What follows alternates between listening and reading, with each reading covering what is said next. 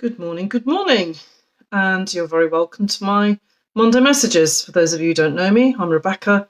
I'm a homeopath, I'm a QTT practitioner, and all-round natural health advocate. And just pop in here on a Monday to share a thought or a practice or just something to just inform you or stimulate you regarding taking control of your own natural health status. So today I'm just popping in really to give a reminder to those of you using homeopathy or visiting or having sessions with a homeopath, but particularly me, of something that popped up last week. And it actually happens, I wouldn't say frequently, but it happens regularly. And that is when you might actually have been prescribed a homeopathic group of remedies or a remedy. And a short time into your prescription, you might lose the bottle, break the bottle, spill the pills, whatever. And you'd ring me up or message me for a repeat prescription, which is something obviously that you can do with your GP when you're being prescribed medications, and you don't even often, there's no questions asked basically, and your prescription is refilled and off you trot to the pharmacy. And I just wanted to explain why that doesn't happen with me, and I would say with most homeopaths. And I'll give you an example. I had a lovely new client a couple of weeks ago, lovely lady who was actually really not in a good state, unable to work, and suffering from, in essence, acute cellulitis, edema, aching joints, unable to sleep, couldn't stand because her legs were so swollen. So obviously in a lot of pain, exhausted, number of other things going on, but the acute situation was what needed addressing straight away. So I would say, I think it was about 8 or 9 days into the prescription, maybe not even that long actually, she rang me and she told me, oh my God, I had an accident and I broke the bottle and it's gone, can you just issue me a replacement and I'll pick it up? And I asked her a couple of questions and it became apparent that her whole situation had changed. So I advised her to wait a few days, I think it was about 3 or 4 days, to let the body settle and see what was going to happen, and then come in for a follow-up, which is what she did.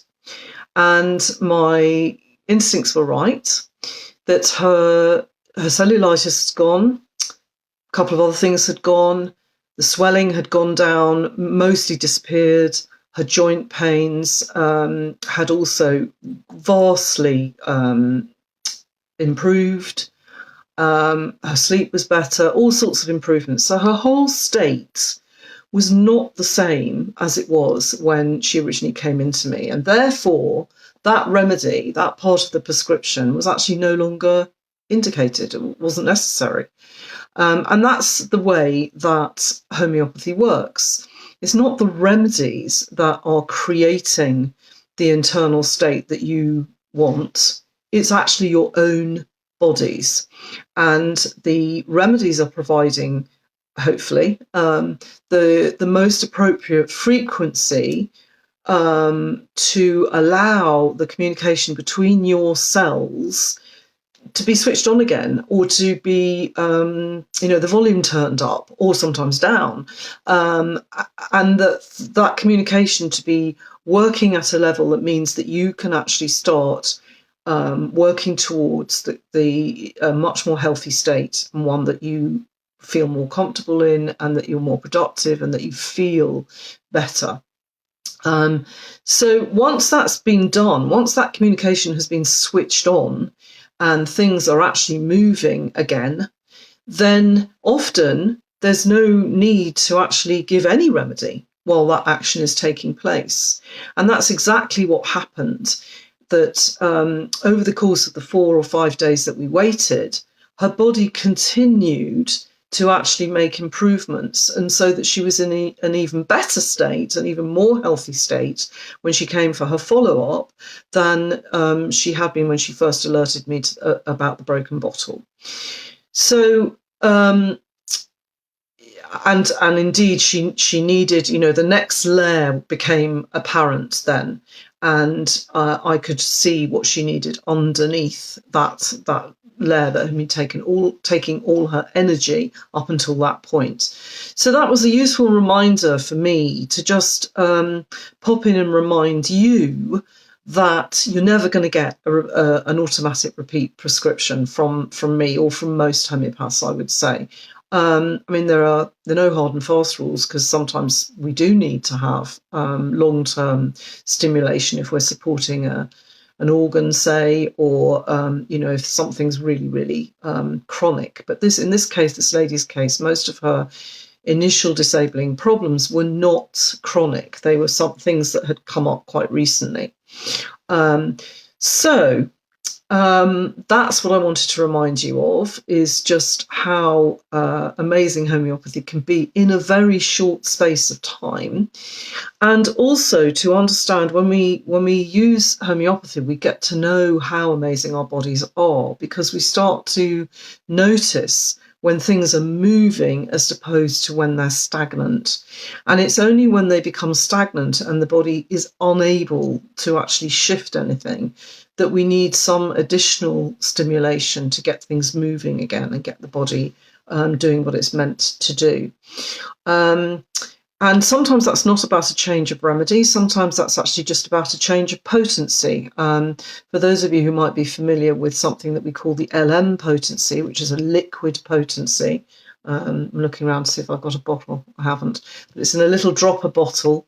And I might ask you to bang the bottle on the flat of your hand and take a few drops.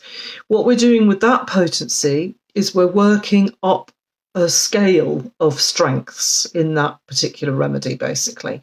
So it's a bit like if you were looking for something and you're looking in a cupboard with several shelves, or the fridge, and you look on one shelf and you determine that whatever you're looking for isn't on that shelf, and your next conclusion might be, well, if you're my husband, it would be that it's not in the fridge, that it's not there.